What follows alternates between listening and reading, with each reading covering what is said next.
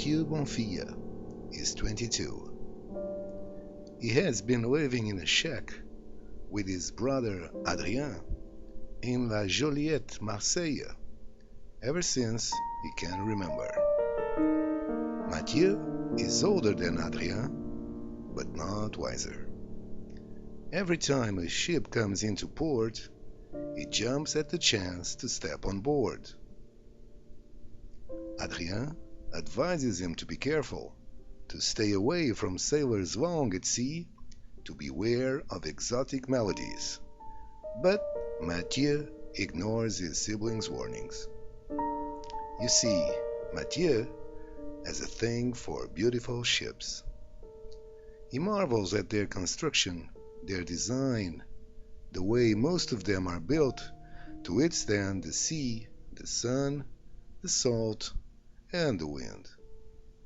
Last week, a beautiful Italian galley arrived at Marseille. The ship had Asian rodents in its hold. The vermin was disease-ridden, which had caused the galley to be banished from the port of Venice. Mathieu was oblivious to this, of course.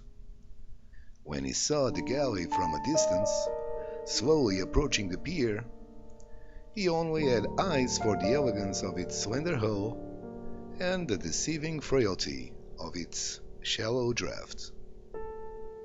As the ship drew near, he noticed that a lot of oarsmen were missing. He also detected an unusual lack of synchronicity. And he watched as the galley slipped into port with noticeable effort. Adrien was eyeing his brother through all of this. When Mathieu looked at him, he shook his head without a word. But Mathieu disregarded the worrying signs from the ship and ignored his brother. As soon as he got a chance, he climbed on board, only to acquiesce that something was indeed wrong. Bodies lay scattered across the deck. Corpses, most of them riddled with disease.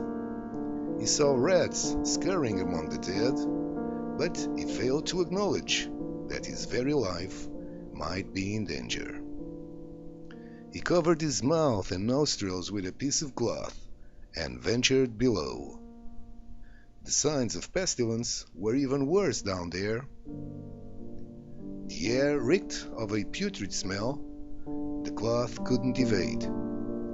Cadavers piled on top of one another, and there were even more rodents, some dead, others moribund, a few very much alive and squealing excitedly. As Mathieu stood indecisive on what to do next, an infected black rat gnawed at his left ankle. Mathieu yelled, more surprised than hurt. He smashed the rat's head with one bare foot and thought nothing of it. Sadly, Mathieu died a month later. During those 4 weeks, he managed to infect his brother Adrien and a dozen neighbors from La Joliette. The plague was just starting to spread.